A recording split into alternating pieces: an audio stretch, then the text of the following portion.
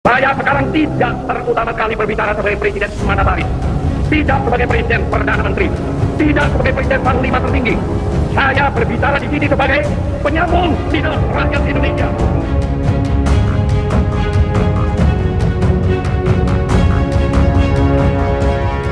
Now I have taken decision that I, President, Supreme Commander of the Armed Forces of the Republic of Indonesia, appoint Major General Soeharto,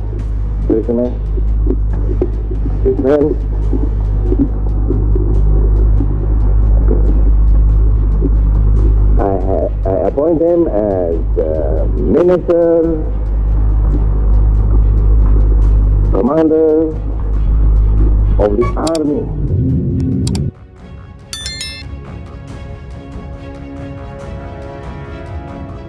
RRI mengumumkan Dewan Revolusi setelah para perwira Angkatan Darat dibunuh. Gerakan Letnan Kolonel Untung dan kawan-kawan berhasil dipadamkan dengan sangat mudah. Padahal ia mencatut nama orang-orang besar sebagai pendukungnya.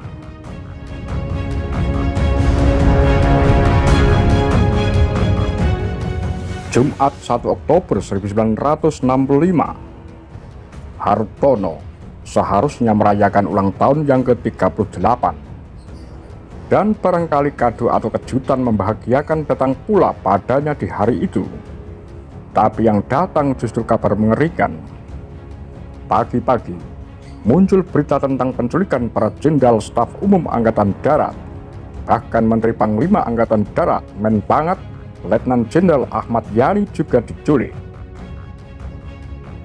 Sebelum azan sholat Jumat berkumandang, sekitar pukul 11, Radio Republik Indonesia (RRI) menyiarkan sebuah pengumuman penting tentang ditindaknya sekelompok orang yang disebut Dewan Jenderal. Siaran radio itu juga mengumumkan terbentuknya Dewan Revolusi untuk menangkal tindakan Dewan Jenderal dan menyelamatkan Presiden Soekarno. Tentara dan penguasa Orde Baru kemudian menamakan aksi penculikan tersebut sebagai Gerakan 30 September G30S atau Gestapo.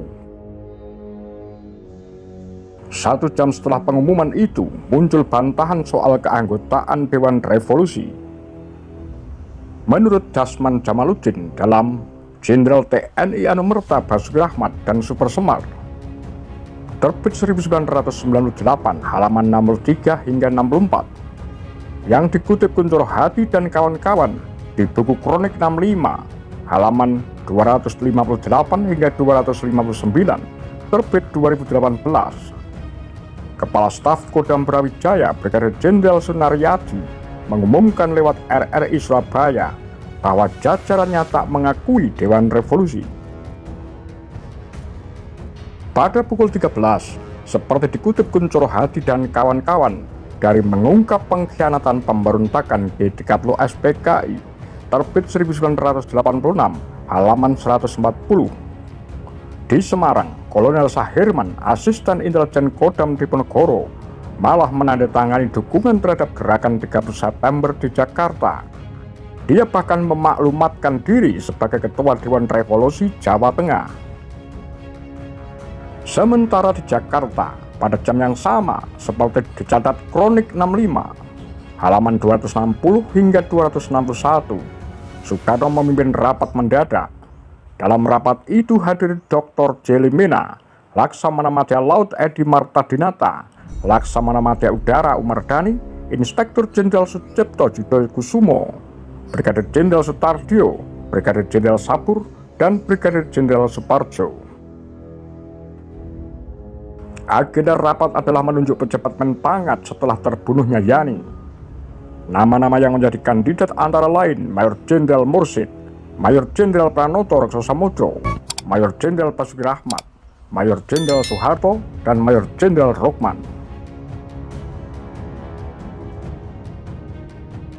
Soekarno tentu punya penilaian tersendiri kepada para kandidat. Dia melihat Basuki Rahmat orangnya yang tidak baik kesehatannya. Mursid yang rencananya akan menggantikan Yani pada 6 Oktober 65, mulai tersingkir dari daftar setelah kondisi kacau akibat G30S.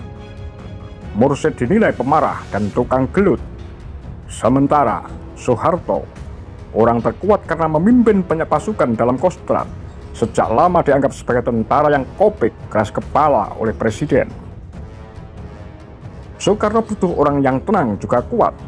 Akhirnya diputuskan bahwa dirinya yang memegang langsung Angkatan Darat. Untuk tugas sehari-hari, Mayor Jenderal Pranoto Samodro dijadikan caretaker Menpangat. Pukul 14.00, RRI mengeluarkan siaran. Kali ini RRI mengumumkan susunan Dewan Revolusi. Dalam susunan itu, Hartono yang sedang berulang tahun disebut namanya sebagai salah satu anggota Dewan Revolusi.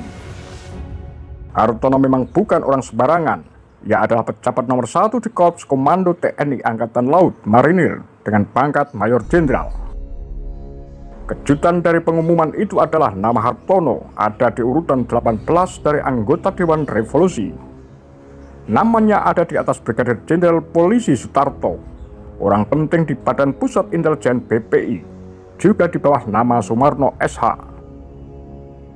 Selain mereka bertiga, ada Menteri Panglima Angkatan Laut Menpangal Laksamana Madya Martadinata, Kepala Polisi Inspektur Jenderal Sucipto Yudodiharjo, Panglima Kodam Brawijaya Mayor Jenderal Basuki Rahmat, Panglima Kodam Jaya Raya Mayor Jenderal Umar Wirahadikusuma, Wakil Perdana Menteri Dr. Subendrio, dan Dr. Limena.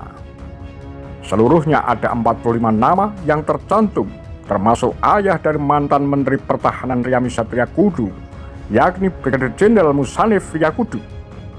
Tak hanya orang militer dan orang komunis, beberapa pemuka agama Islam dan tokoh perempuan juga ikut dicantumkan. Salah satunya adalah Nyonya Utami Suryadharma, istri Laksamana Suryadharma. Dari 45 nama itu, Mayor Jenderal Soeharto tak disebut, padahal ia adalah Panglima Kostrad, posisi yang sangat penting di Angkatan Darat. Tapi ada yang lebih aneh lagi. Orang yang berada di urutan pertama Dewan Revolusi sekaligus menjadi ketuanya adalah sosok yang sama sekali tidak dikenal. Letnan Kolonel Untung. Banyak dari mereka yang tercantum dalam Dewan Revolusi bingung dengan pengumuman tersebut. Untung tak pernah melakukan konfirmasi kepada mereka. Ia terkesan asal tunjuk saja. Tak heran banyak tokoh yang dimasukkan namanya dalam Dewan Revolusi kemudian membantahnya. Kontra aksi mulai bergerak. Soeharto selaku Panglima Kostrad yang sedari pagi sudah tahu Yani terbunuh, berusaha mengamankan pasukan Kostrad dari Jawa Tengah dan Jawa Timur, Batalion 454 dan Batalion 530 pada sore harinya. Pada sore 1 Oktober, jam malam diberlakukan di Jakarta. Soeharto berusaha mengamankan area sekitar lapangan Monas dan Istana Negara, termasuk gedung RRI di Merdeka Barat. Dalam Sintong Panjaitan, perjalanan seorang prajurit para komando, terbit 2009 halaman 113 hingga 114, dikisahkan bagaimana RRI direbut. Sebelumnya, Soeharto bertanya kepada Komandan Resimen Para Komando Angkatan Darat RPKAD, Kolonel Sarwo Edi Wibowo, berapa lama RRI bisa direbut? Sarwo Edi dengan yakin menyebut bahwa ia dan pasukannya hanya butuh 20 menit untuk menguasai tempat itu. Apalagi ada laporan tempat itu hanya dijaga sekitar 10 pemuda rakyat. Dari Sarwo Edi, perintah turun ke Mayor Santoso. Dari Santoso turun lagi ke Letnan 1 Faisal Tanjung. Berhubung hanya sekitar 10 orang yang menjaga tempat itu, maka Faisal Tanjung memutuskan untuk menggerakkan 1 pluton saja. Letnan 2 Sintong Panjaitan ditunjuk sebagai pemimpinnya. Dari markas Kostrad, Sintong dan pasukannya berjalan kaki memotong lapangan Monas. Begitu RRI sudah dekat, 3 tembakan dari AK-47 diletuskan dan para pasukan liar yang berjaga di RRI kabur. Dengan hati-hati, Sintong dan pasukannya memasuki RRI. Semua karyawan RRI diamankan terlebih dahulu. Setelahnya, Sintong melapor bahwa RRI sudah mereka kuasai.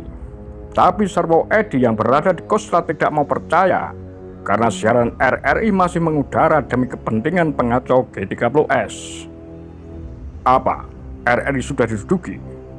Coba kamu periksa semua ruangan dulu. Itu aktivitas mereka masih ada di dalam, kata Sarwo Edi. Sintong menurutinya dan kemudian melaporkan lagi hal yang sama. Tidak ada musuh lagi di dalam RRI. Laporanmu tidak benar. Kamu bersihkan dulu dengan bersih. Jangan buru-buru lapor. Kamu tangkap dulu semua orang yang berada di situ, bantah Sarwo Edi.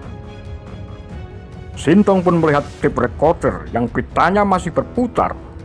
Ia berencana memakai popor senapan untuk menghentikan putarannya, tapi seorang petugas RRI mencegahnya dengan memencet tombol off. Maka berhentilah tape recorder itu berputar, dan siaran G30S pun lenyap dari studio RRI. Rupanya, yang disiarkan dari RRI itu rekaman saja, bukan siaran langsung seperti yang dikira Sarwo Edi. Kepala Penerangan Angkatan Darat Brigadir Jenderal Ibnu Subroto yang mengikuti Sintong dan pasukannya akhirnya menyiarkan pidato tertulis dari Mayor Jenderal Soeharto. Belakangan, tak hanya RRI yang dikuasai, gedung telekomunikasi dan gedung lain di sekitar Merdeka Barat juga berhasil diduduki. Kawasan Merdeka Timur dan lapangan Banteng juga diamankan hari itu. Apa tanggapan Anda? Demikian Kura-Kura, Tagar Lambe Sundel.